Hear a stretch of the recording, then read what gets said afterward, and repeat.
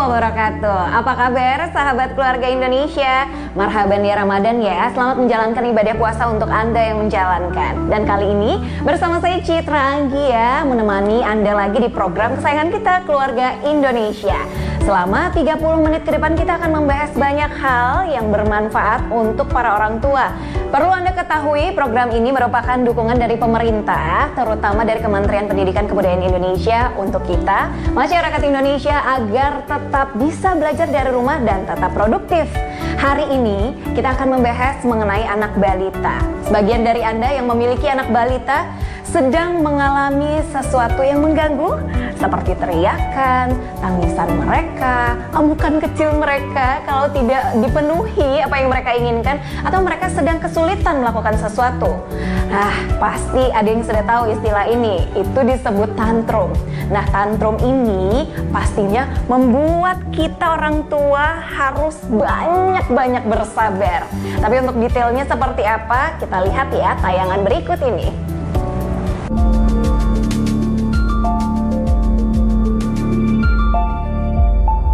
Bunda, jumpa di ruang sahabat keluarga. Kali ini saya bicara tentang tantrum atau mengamuk atau suatu ledakan emosi pada anak. Masalah perilaku yang umum dialami anak-anak prasekolah umur 2-4 tahun dalam mengekspresikan emosinya secara agresif dan ekstrim. Tantrum bagian dari tahapan perkembangan anak. Anak yang menunjukkan gejala tantrum bisa secara tiba-tiba menangis dengan sangat keras, berteriak, memukul, melempar benda, berguling-guling di lantai, menendang, bahkan membentur-benturkan kepala. Lebih sering ditemukan pada anak usia 2-4 tahun. Hal ini disebabkan oleh ketidakmampuan untuk mengungkapkan keinginannya dengan kata-kata karena kesal, tidak dimengerti, jadi marah, kemudian mengamuk.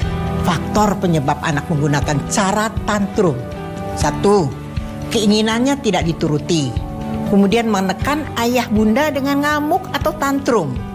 2. Keterbatasan bahasa, tidak mampu mengungkapkan sesuatu dan orang tua pun tidak bisa mengerti apa yang diinginkan.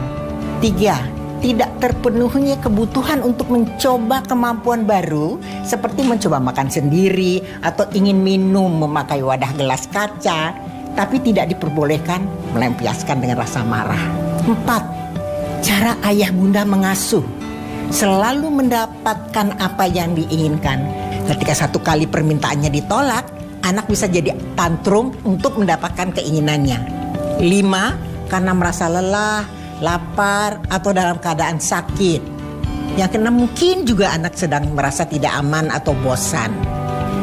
Tidak mudah bagi ayah bunda mengatasi tantrum dan tidak mudah pula bagi si anak karena anak belum mengerti bagaimana mengatakan keinginannya atau mengontrol emosinya. Bila anak lagi ngamuk, seperti menjerit, memukul, melempar barang, bagaimana sikap ayah bunda? Apa ikut emosi? Supaya tidak terpancing emosi terus kita ingin memukul anak, jangan menyerah mengikuti kemauan anak. Usahakan ayah bunda tetap tenang. Kenali tahapan sebelum anak tantrum, seperti meminta sesuatu dengan nada suara yang mulai tinggi, mulai merengek-rengek. Ajak anak negosiasi dalam menyatakan keinginannya sebelum mengamuk. Kalau kamu minta sesuatu, bicara dengan baik ya. Sebagai usaha untuk dapat mengekspresikan perasaannya dan mengembangkan komunikasi.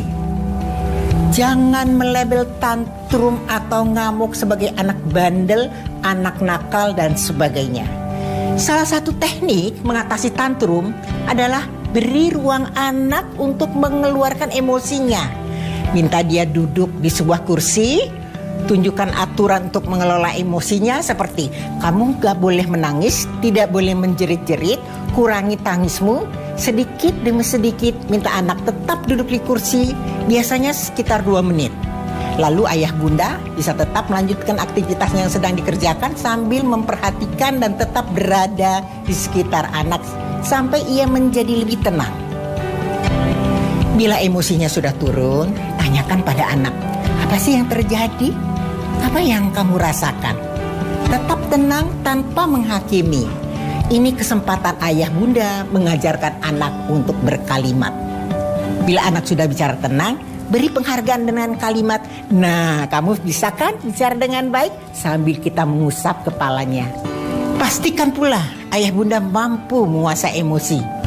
Gunakan suara yang tegas. Jika ayah bunda sulit mengendalikan emosi, diamlah sejenak. Ingat, ayah dan bunda adalah tuntunan bagi anak. Lakukan konsekuensi pada anak yang sebelumnya telah disepakati. Jangan ubah pendirian ayah bunda karena tidak tega. Jangan menyerah pada kemarahan anak. Ketika ayah bunda menyerah, anak akan belajar kembali tantrum untuk meloloskan kemauannya. Hindari menyogok anak untuk menghentikan amukannya. Karena dengan begitu, anak akan memahami bahwa tantrum merupakan tindakan tepat untuk mendapatkan hadiah. Awasi anak bila sedang ngamuk atau tantrum agar tidak membahayakan dirinya. Tetap jaga komunikasi terbuka dengan anak. Bisa disimpulkan ayah bunda, ketika anak sedang menunjukkan gejala tantrum, tetaplah tenang karena keahlian ayah bunda dalam mengatasi tantrum sedang diuji. Tantrum bukanlah penyakit berbahaya. Namun jika ayah bunda membiarkan berlarut-larut, ini tidak akan memberikan solusi yang benar kepada anak. Maka perkembangan emosinya juga akan dapat terganggu. Tantrum, suatu perilaku yang tergolong normal, yang merupakan bagian dari proses perkembangan. Suatu periode dalam perkembangan fisik, kognisi, dan emosi anak. Tantrum akan hilang seiring dengan berkembangnya kemampuan anak berkomunikasi dan mengelola emosi. Bahagia serta berbangga hatilah menjalani peran sebagai ayah bunda. Bantulah anak-anak agar dapat tumbuh menjadi orang yang mampu mengendalikan emosinya dengan baik suatu hari nanti. Ayah bunda, emosi adalah bagian dari kehidupan manusia. Siasati ledakan emosi atau tantrum pada anak dengan cinta. Anak membutuhkan model ayah bunda mengatasi emosinya. Sekian ayah bunda, semoga bermanfaat dan terima kasih. Ketika anak kita tantrum, orang tua jadi ikut tantrum juga. Gak bisa menahan emosinya. Tapi kalau kita sudah melihat tayangan tadi, semoga bisa mengelola emosi kita menghadapi anak yang sedang tantrum ya. Tapi ngomong-ngomongin tantrum, ternyata itu juga bisa disebabkan oleh stres pada anak. Tingkatan stresnya itu juga berbeda-beda. Anak zaman now itu mungkin lebih banyak stresnya. Mau tahu detailnya seperti apa? Sebentar lagi ya, jangan kemana-mana, tetap di Keluarga Indonesia.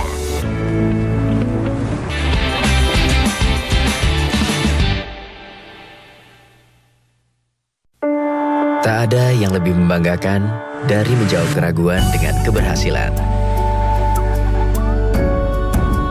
Aku kan mau jadi pengusaha ikan. Karena kutemukan jurusan dan pelatihan yang kuperlukan.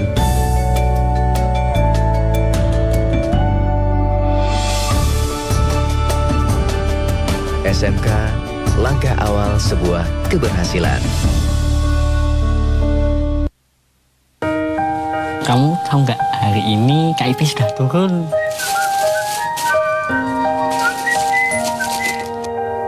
Manis. Ayo, mari. Udah cair. Alhamdulillah sudah cair, Mas. Anak-anak senang, ibunya juga senang. Terima kasih ya ibu-ibu ya semuanya. Anak-anak, sekolah yang pintar ya.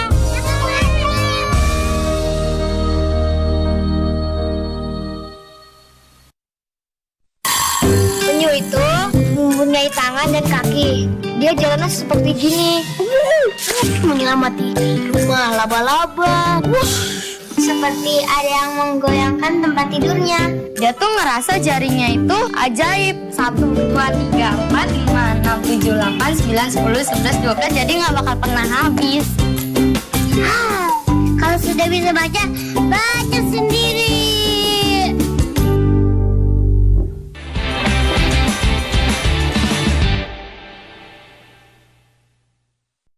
Sahabat Keluarga Indonesia, stres tidak hanya menimpa orang dewasa, tapi juga anak-anak. Nah, kembali lagi, stres juga bisa banyak sekali penyebabnya. Dan kita harus mencari tahu stres anak itu karena apa.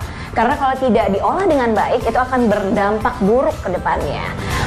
Mungkin salah satunya kita bisa mengolah stres itu menjadi sumber kekuatannya. Tapi ada cara lainnya nggak ya untuk mengelola stres anak menjadi hal yang positif? Kalau begitu, daripada penasaran, mungkin tayangan ini bisa membantu kita semua. Yuk kita lihat.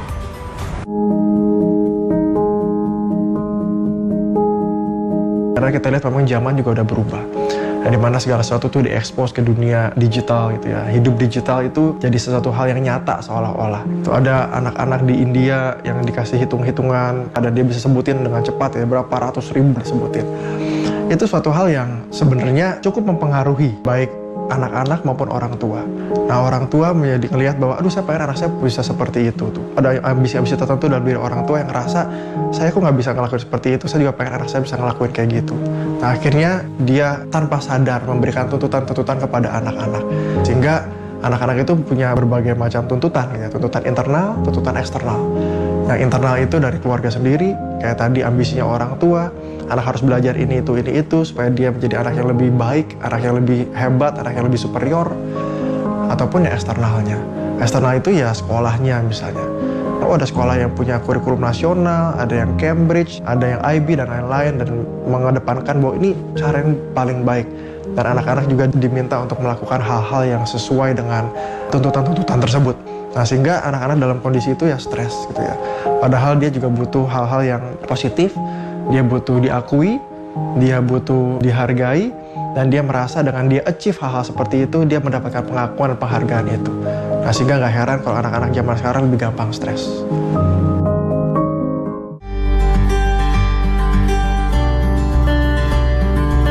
Kalau kita bicara stres itu kan berarti bicara pressure nih.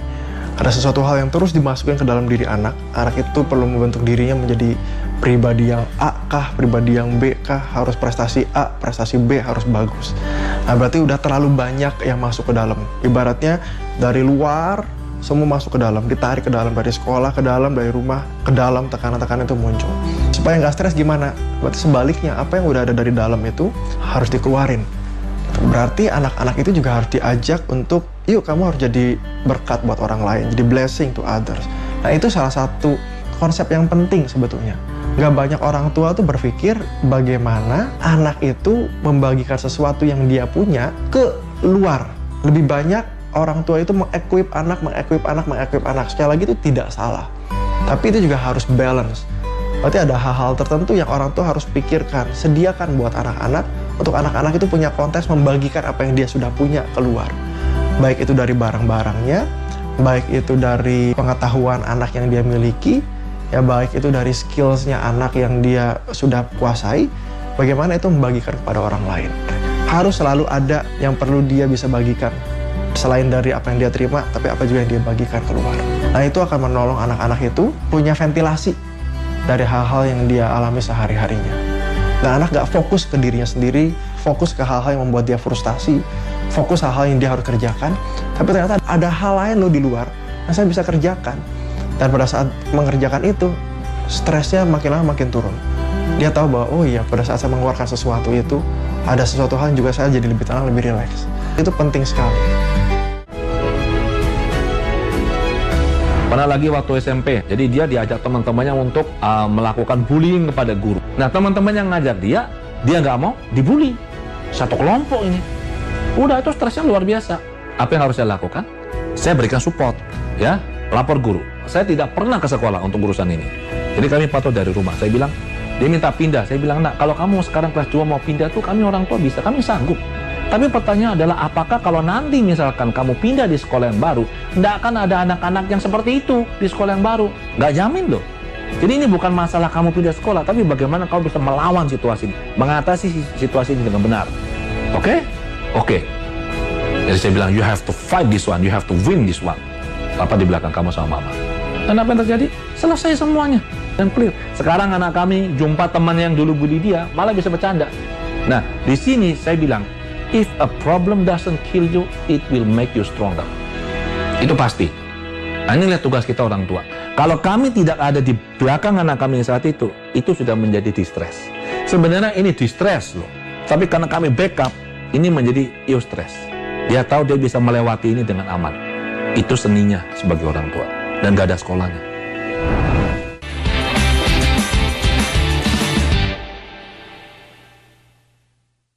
Saat saya dan ibu dibilang positif, itu saya sedihnya udah dalam level yang berbeda-beda, sampai udah self-blaming aja terus.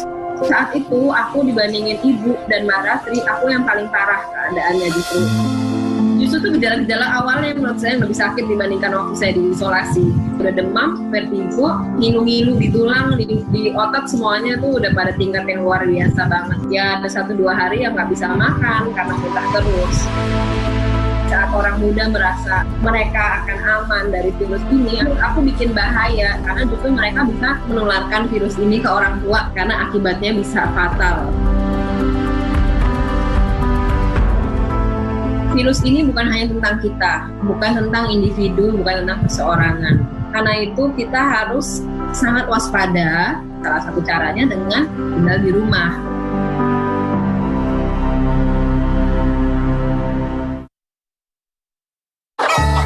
Terasa tahun demi tahun telah berlalu. Beban yang berat kini sudah berkurang dan sangat aku syukuri. Bu, Randy besok harus beli buku dan alat tulis yang baru. Iya, tapi sekarang pakai tas yang ini dulu. Bu, sekarang Randy udah bisa beli buku dan tas, Bu. Dengan ini. Tidak ada hal yang paling membanggakan selain melihat anak memiliki semangat tinggi untuk terus bersekolah.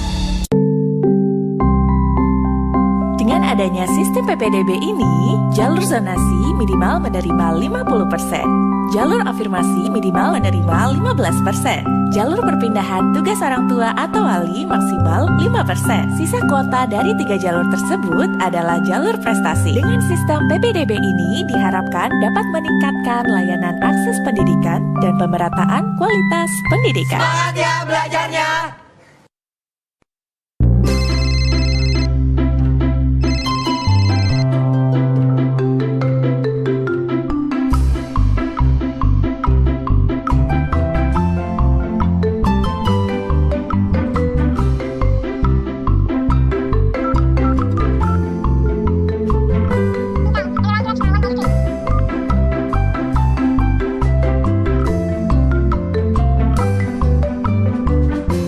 Dipersembahkan oleh Tolong jaga adiknya ya. Adiknya baru lancar naik sepeda. Iya Bu, pasti akan ku jaga. Jangan lupa berdoa. Assalamualaikum. Waalaikumsalam. Dadah. Hati-hati ya, Nak.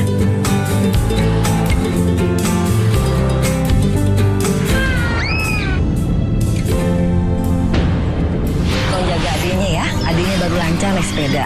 Janji ya. Maaf ya Dek, kakak lalai jaga kamu. Kakak janji bakal ngelindungin kamu. Iya, Kak. Yuk, kita lanjut lagi. Ayo Dek.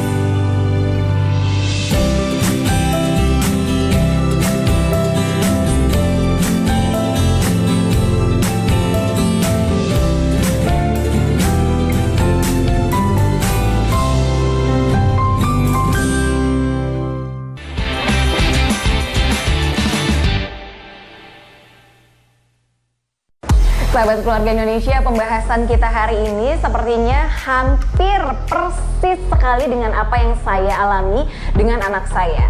Anak bisa stres, itu banyak hal yang mereka hadapi, mulai dari tugas sekolah yang sulit, kemudian keluarga yang tidak harmonis, atau mungkin karena gadget mereka bisa jadi stres. Nah, kali ini kita akan membahas juga, ternyata ada stres yang baik, ada stres yang tidak baik untuk anak kita. Tergantung kita bisa mengelolanya dengan baik atau tidak. Untuk itu, kita bisa membedakan atau kita harus mengenali sekali stres anak itu karena apa dan harus seperti apa kita mengarahkannya. Nah, untuk lebih jelasnya lagi, langsung saja ya kita lihat berikut tayangannya. Nah, mengapa stres ini penting? Ya, jadi stres yang terukur, yang manageable, itu adalah stres yang sifatnya menumbuhkan seseorang. Ini ada sebuah cerita nih. Bagaimana bisa menghasilkan tauge yang gemuk, yang besar, yang crunchy, tumpuk, ditindih oleh sebuah beban. Dengan beban yang tepat, ini kecambah yang muncul ini gemuk-gemuk, besar-besar, dan ini luar biasa. Yang dikasih stres Stres yang tepat dan terukur ya. Dan tanpa dikasih stres itu beda. Kita butuh ini, anak butuh ini. Jadi kalau anak diberi stres yang terukur dan bisa dia atasi karena dapat dukungan dari kita orang tua, anak akan bertumbuh secara optimal. Inilah kita didesain seperti ini. Ya, jadi anak yang tidak pernah stres, anak yang tidak pernah menghadapi kendala, yang hidupnya hanya mulus-mulus saja, kita lihat nanti. Kalau dia sudah dewasa, dia jumpa stres, yang sebenarnya bagi orang umum itu adalah stres yang kecil, tapi bagi dia ini adalah sesuatu yang sangat besar. Kenapa? Karena dia nggak pernah atau tidak pernah dilatih untuk mengatasi yang seperti ini. Ini akan sangat merugikan anak di masa depan.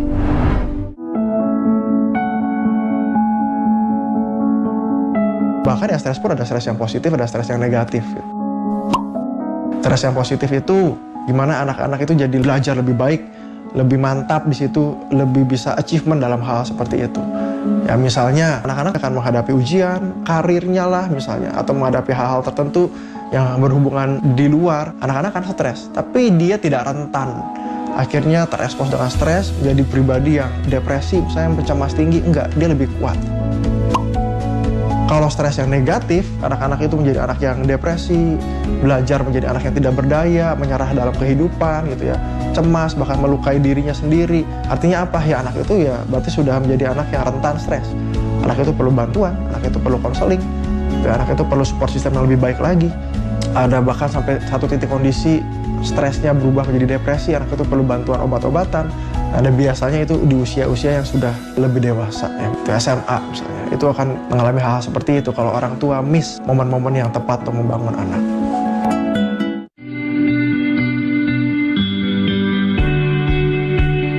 Stresor anak tuh macam-macam, sama seperti dengan stressornya orang tua sih sebenarnya, bisa dilihat dari faktor fisik juga atau faktor non-fisik.